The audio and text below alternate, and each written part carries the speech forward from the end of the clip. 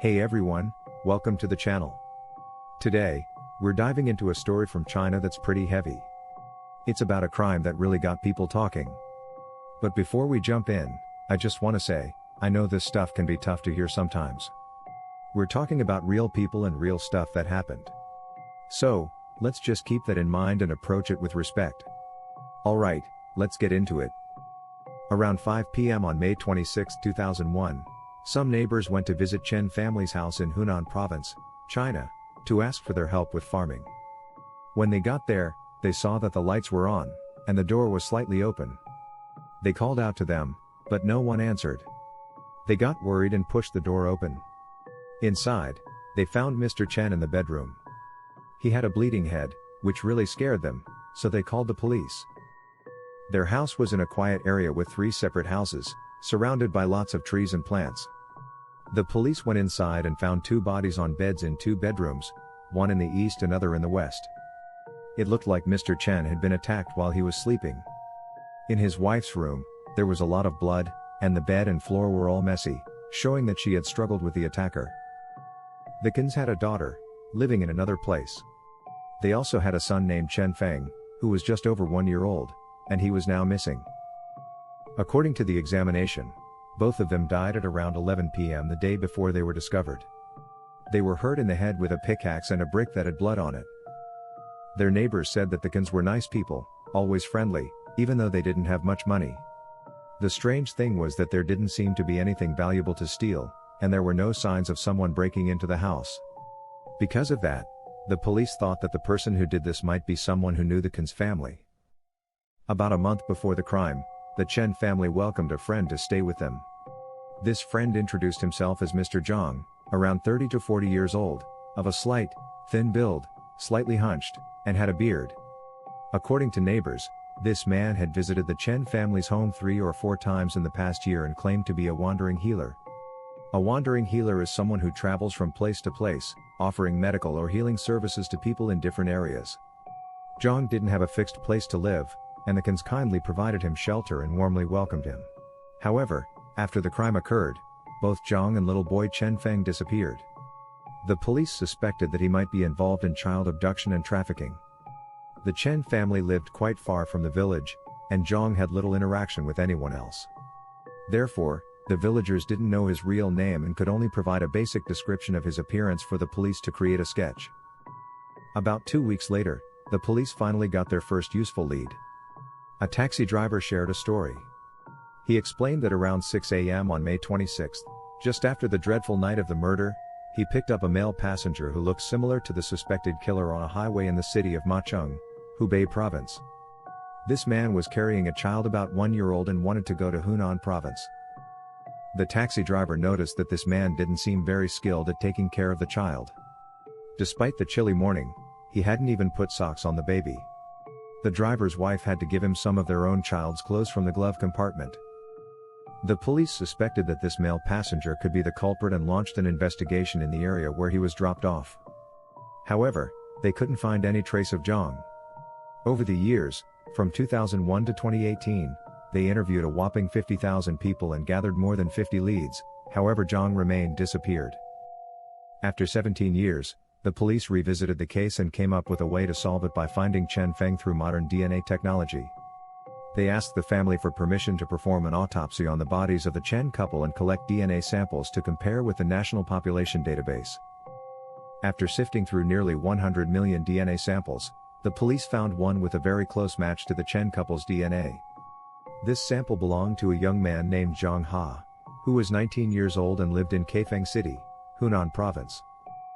In August 2018, the police came to Zhang Ha's house and asked about his childhood memories and his relationship with his parents. Zhang Ha said he had never met his mom. He had only heard his grandma say that his parents had been divorced for a long time. His dad, Zhang Kan, was hardly ever at home and only called once in a while. Zhang Ha felt like his dad didn't like him, so he often wondered if he was not his real child.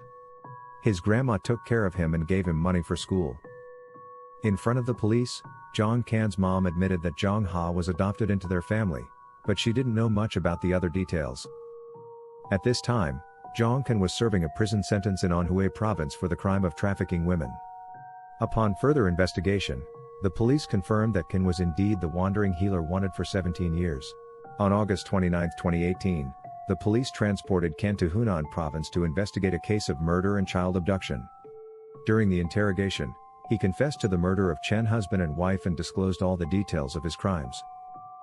Chen was born in 1964 into a poor family, and his father passed away early. He sought to learn traditional Chinese medicine from a village traditional healer and then traveled around, treating people to make a living. In the year 2000, by chance, Chen met Chen Bin at a restaurant and quickly became close friends through their enjoyable conversations. By 2001, he met Chen again and was invited to their home as a guest. Chen asked to stay for a while, and the Chen's family graciously accommodated him. Before this, a cousin from his hometown had asked Chen to bring a little boy to raise because his cousin only had 2 daughters. Seeing that Chen Feng is only 1 year old, well-behaved and adorable child, he had the idea to abduct the baby. Chen was a small and weak man. He knew he couldn't face Mr. and Mrs. Chen directly, so he came up with a sneaky plan. When Mr. Chen hurt his leg, Chen pretended to help him by telling him to lie down on the bed for treatment. While Mr. Chen wasn't paying attention, Chen picked up a brick and hit him on the head. Later, Chen went to another room to take their child, Feng, but accidentally woke up Mrs. Chen. He used the pickaxe and brick to attack her and then kidnapped the boy. Chen ran away to different provinces and hid for a few months. When he saw that the police weren't looking for him, he decided to take the child to his hometown. However, his cousin there didn't want to take care of the child anymore, so Chen had to give the baby to his mother and change the child's name to Zhang Ha.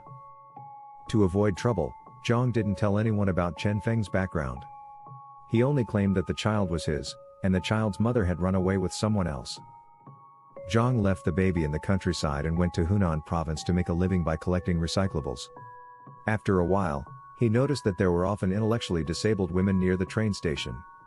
He had evil intentions and proceeded to kidnap 5 women to a rural area in Anhui province, where he earned over 20,000 Chinese yuan, almost $3,000. For this crime, Chen was arrested in November 2004 and sentenced to life in prison in 2005. After 3 instances of clemency, he was expected to be released from prison in 2020. In 2012, Chen Feng visited Chen in prison and asked him about his birthday. At that moment, Chen felt deep remorse and guilt for what he had done to Chen family, so he cried intensely. It was also the only time Feng visited him.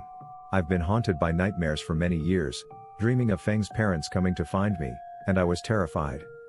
When the police came looking for me, I wasn't overly surprised. I knew that this day would come sooner or later," Chen said. When the truth was revealed, Chen Feng was deeply shocked and had to undergo psychological treatment. He was determined not to forgive the man who brutally killed his parents and shattered his family. He reverted to his original name, returned to Hunan to live with his relatives, but promised to repay Zhang's mother for her care and nurturing. With multiple charges, including intentional murder and kidnapping, Chen Bin received the death penalty. As we come to the end of this story, we're reminded of the profound impact that crime can have on individuals and communities. The tragic loss suffered by the Chen family serves as a stark reminder of the importance of vigilance, empathy, and perseverance in the face of adversity. Through the lens of this harrowing tale, we're reminded of the value of trust and the importance of exercising caution when welcoming others into our lives. It's crucial to remain vigilant and aware of our surroundings, even in moments of apparent safety and comfort. Thank you for joining me on this journey through a heartbreaking chapter in the lives of the Chen family. As we reflect on their story, let's carry forward the lessons learned and strive to create safer, more compassionate communities for all. Until next time, take care and stay safe.